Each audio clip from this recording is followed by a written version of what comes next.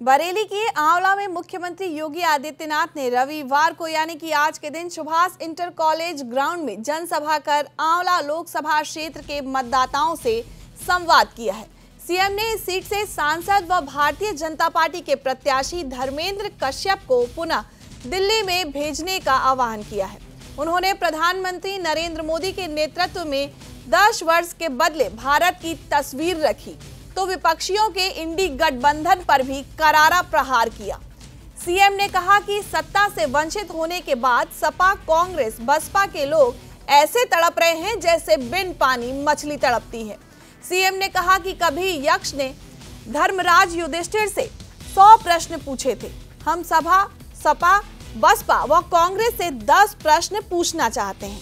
CM ने कहा कि कांग्रेस को 60 से 65 वर्ष, सपा बसपा ने प्रदेश में 3 से 4 बार शासन किया, फिर भी इन्होंने समस्याएं पैदा ही की हैं। हम पूछना चाहते हैं कि देश के सामने पहचान, सुरक्षा का संकट पैदा करने वाले लोग आखिर ये हैं कौन? वही यक्ष प्रश्न है जो कभी यक्ष ने धर्मराज युधिष्ठिर से किए थे और उस समय उन्होंने जो प्रश्न किए थे वो तो 100 थे, लेकिन मैं केवल 10 प्रश्न पूछना चाहता हूं। और आप पूछिए, ये सपा, बसपा, कांग्रेस के प्रत्याशियों से प्रश्न पूछिए, ये प्रश्न इसलिए पूछिए और उनसे बोलिए कि कांग्रेस, सपा, बसपा को देश के अंदर कांग्रेस को लगभग 60 से 65 वर्षों तक शासन करने का अवसर प्राप्त हुआ था।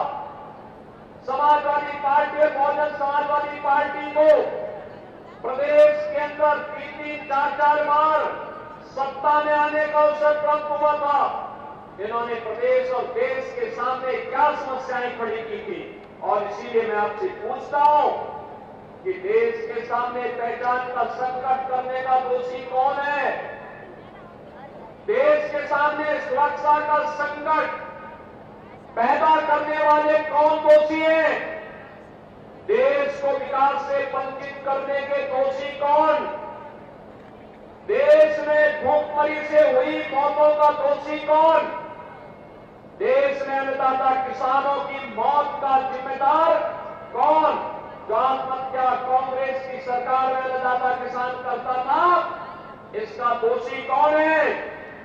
सपा, बसपा, कांग्रेस की सरकार में तुष्टीकरण की नीति, घातक नीति के कारण हुए दंगे, निर्दोष लोगों की मौतें और व्यापारियों को हुए नुकसान का दोषी कौन?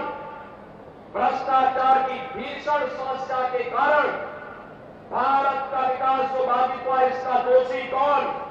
वह प्रश्न